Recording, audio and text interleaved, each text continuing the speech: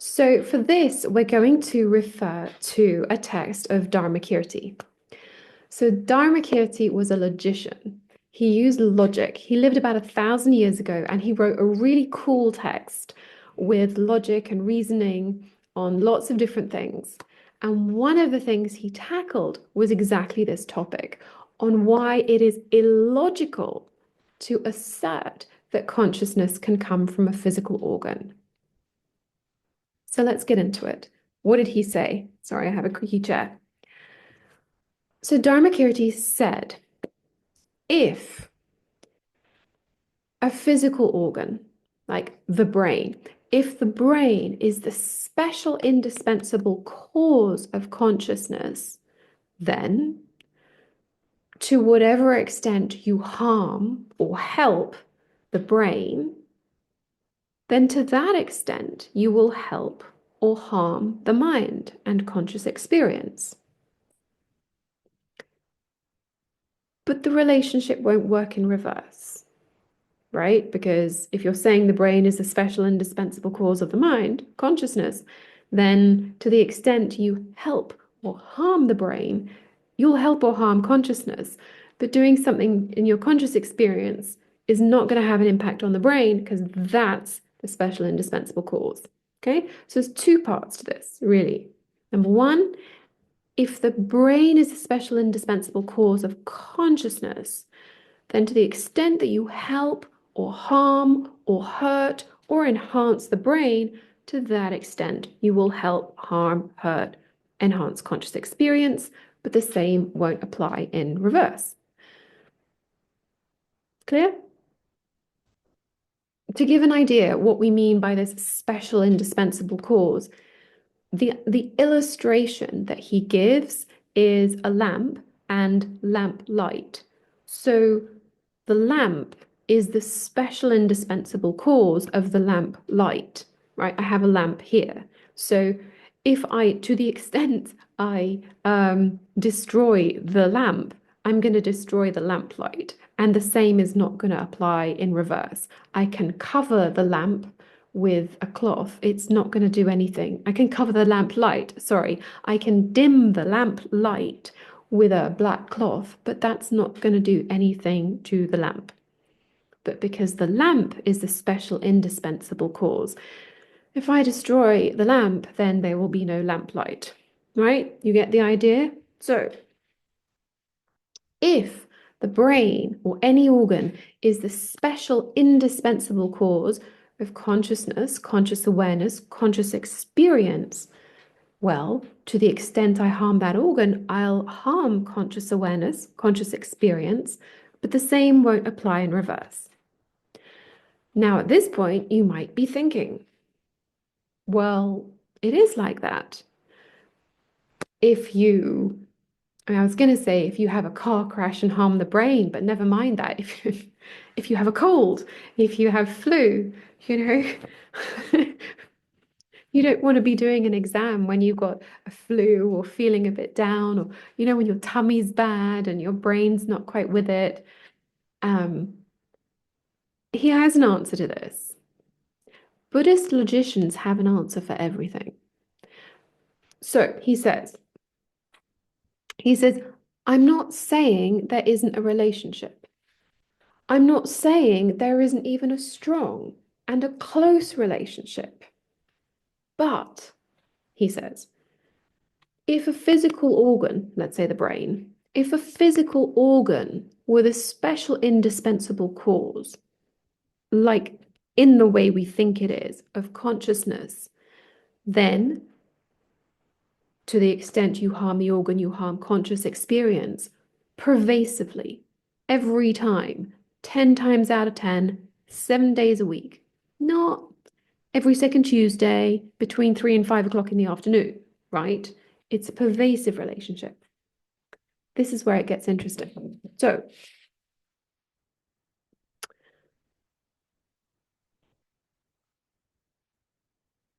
So in order for this relationship that we take for granted, that we think exists, it has to be pervasive, meaning this relationship has to hold consistently, repeatedly. Okay? Got it? Is that the case?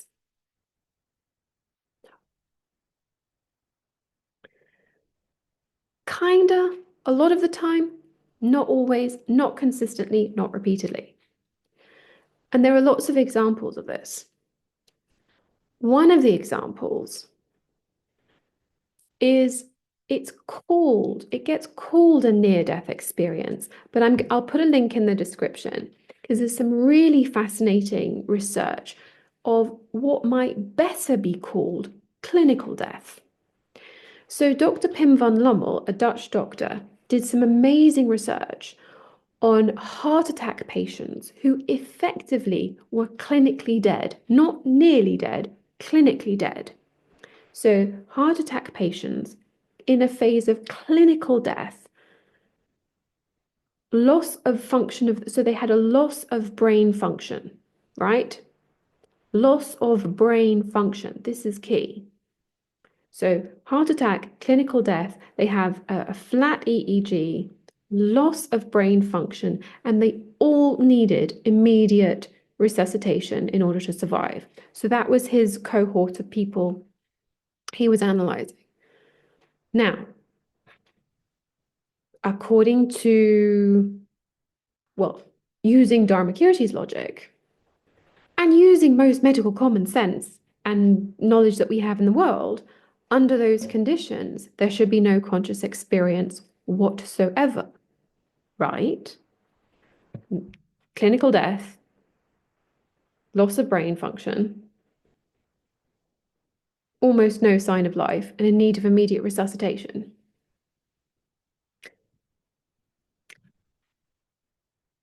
Not only did many of them have very conscious experiences, but my favorite one is a lady who not only was she conscious, she had an enhanced conscious experience.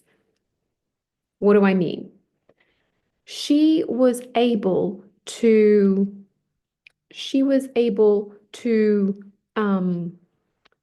she was able to see what was going on around her, and she could corroborate it with the medical staff later. And she had to tell them to mind their language while they were resuscitating patients. Not only was she able to see and corroborate what was going on around her, she was able to see her own body and identify it because of a ring that she'd had while alive that she recognized by touch. Because this lady was blind from birth, but in that state was able to observe her body. So instead of being blind, she was able to see her body, just so we're clear. And this is a doctor, this is in his clinical research. So let's go back to Dharmakirti. If the brain is the special indispensable cause of consciousness, then to the extent you harm the brain, harm or benefit the brain, you will harm or benefit consciousness. So here we've got drastic harm to the brain and an improvement in consciousness. So the relationship is not holding consistently. It's not holding consistently, it's not holding pervasively, it's not holding every time. She's one example, but I really recommend checking out his video. It's pretty interesting stuff. So that's an example of the first part. I remember Dharmakirti said another thing as well. He said, not only to the extent you benefit or harm the brain, to that extent you must benefit or harm consciousness. But the same relationship can't work in reverse. It's not that, like I said, if I cover the lamp light with a black cloth, it's not going to do anything to the lamp. In the same way, to the extent we benefit or harm conscious experience, that should have zero effect on the brain if the brain is a special indispensable cause of consciousness. We have a fun one for this. Again, I'll put the link in the description because you'll understand. I'll read you some of it. Bless him. So,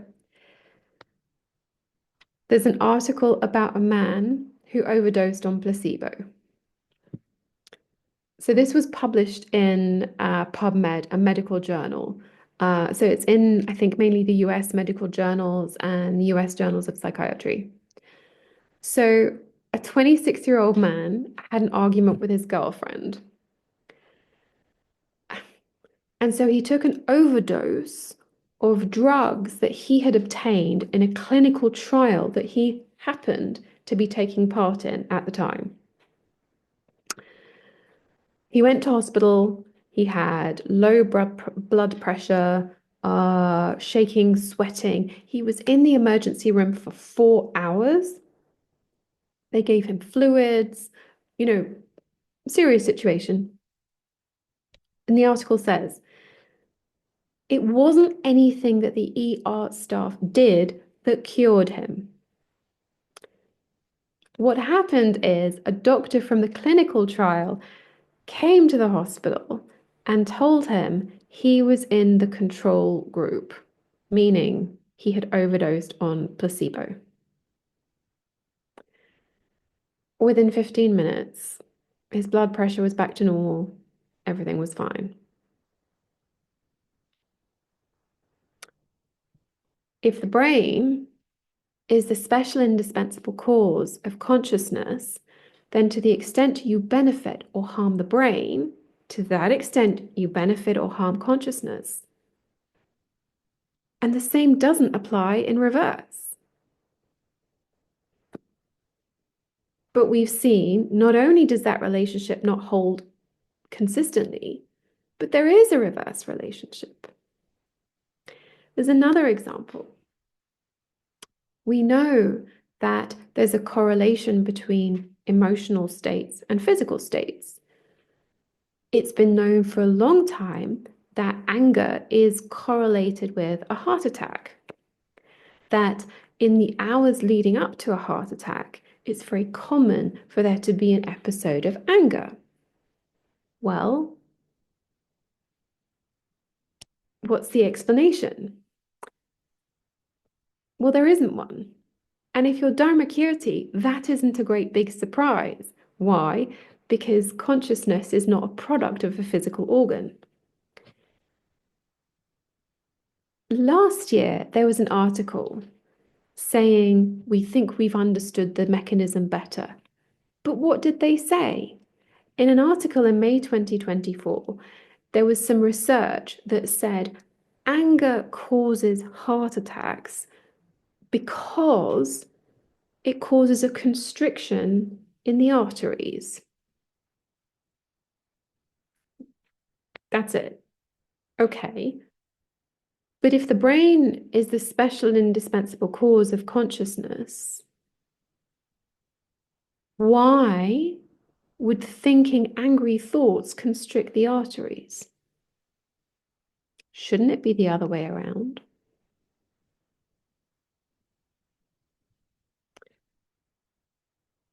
So the short answer as to why in Buddhism consciousness doesn't come from the brain, you could say, is because from the point of view of Buddhist philosophy, it isn't logical. But you do need to go into it a little bit. But there's a lot more being done in this space. There's many more scientists. There's Donald Hoffman, who's done a lot of research in this space. There's Pim von Lommel, fascinating stuff. Robert Lanza, more and more scientists now looking into the primacy of consciousness in creating our experience. But it can be really fun to just look at the Buddhist texts and the Buddhist logicians and see what they have to say, because I think they do really bring something to the discussion and give a framework within which we can have scientific inquiry. So I hope you enjoyed that. And if you ever get the chance to have a little look at some of Dharmakirti's work, then I really recommend it. Thank you.